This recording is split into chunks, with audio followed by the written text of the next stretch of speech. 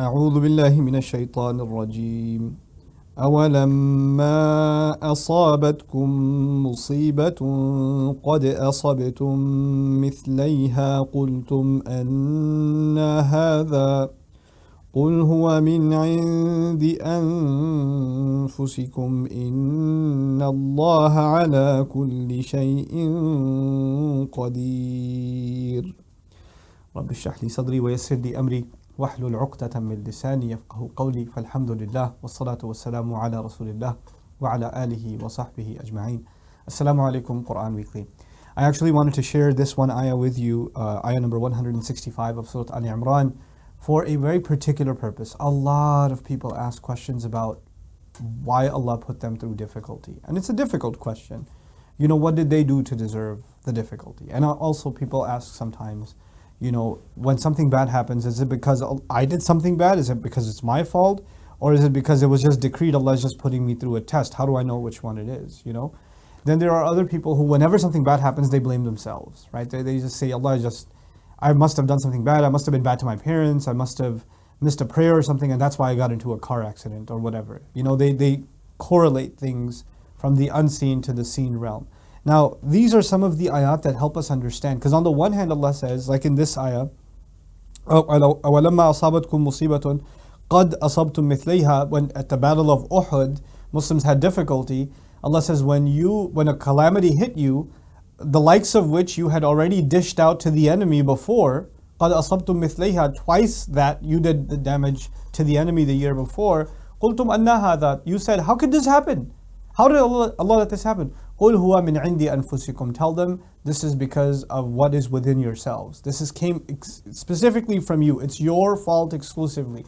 إِنَّ اللَّهَ عَلَى كُلِّ شَيْءٍ قَدِيرٌ. Allah in fact is capable of all things. In other words, had Allah wanted, this wouldn't have happened. Allah is capable of stopping the calamity from happening, but He let it happen. And it's actually precisely because of you. Other places in the Quran, Allah will say, مَا أَصَابَ مِن مُصِيبَةٍ إِلَّا بِإِذْنِ اللَّهِ. No calamity hits you, nothing strikes you, except by Allah's permission. So how do you reconcile? On the one hand, it's your fault, and on the other hand, it is by Allah's permission. This is it. In very brief, I want to share this concept with you so it becomes clear, inshallah ta'ala. When you drive a car over the speed limit, and you're going between 3 lanes, you know, swerving this way, that way, the other way, and then you get into a car accident, you don't get to say, Allah wanted me to be in an accident, it's not my fault, you know, it's this qadr of Allah. What can you do? إِنَّ اللَّهَ عَلَى كُلِّ شَيْءٍ قَدِيرٌ. Allah does calamities come. Whenever calamities come, they are from Allah. You don't get to say that. You don't get to say what is clearly a result of your own deeds, your own shortcomings, your own irresponsibility. Something happens, you don't get to blame the decree of Allah. On the other hand, there are things that are entirely out of your control. Issues related to your health may be entirely out of your control. Issues related to a death in a family may be entirely out of your control. Even a car accident may not be because of your negligence, it may be because of somebody else's, right? You losing your job may not be entirely your fault, may not be your fault at all.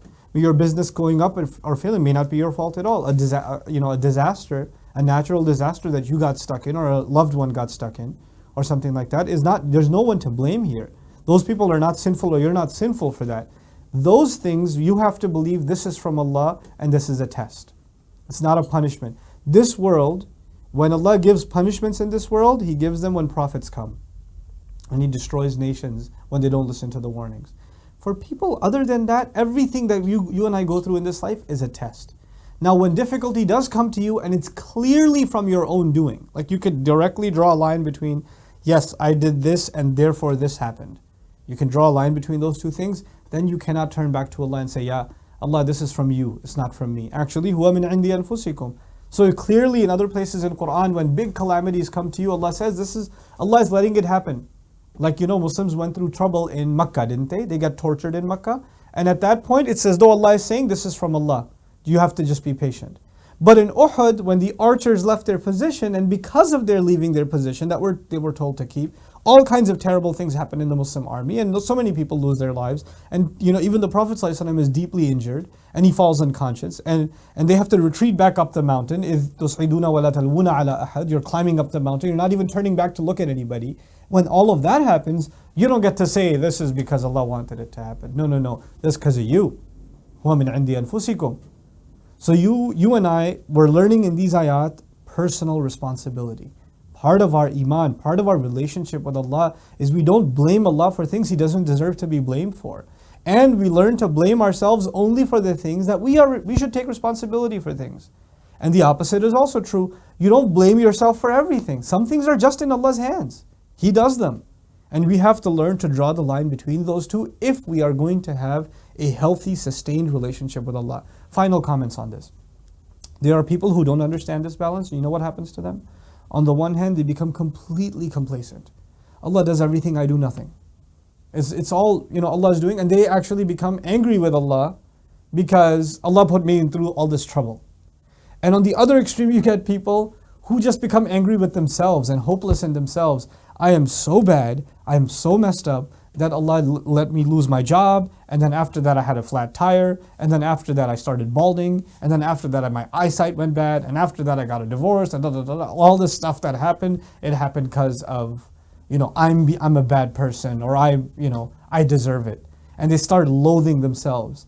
Allah Azza wa Jalla doesn't want us to loathe ourselves, and He doesn't want us to loathe Him. There's a love you have to have, not only for yourself, but only through the love of Allah you find even love for yourself and esteem for yourself. This is what these ayat teach.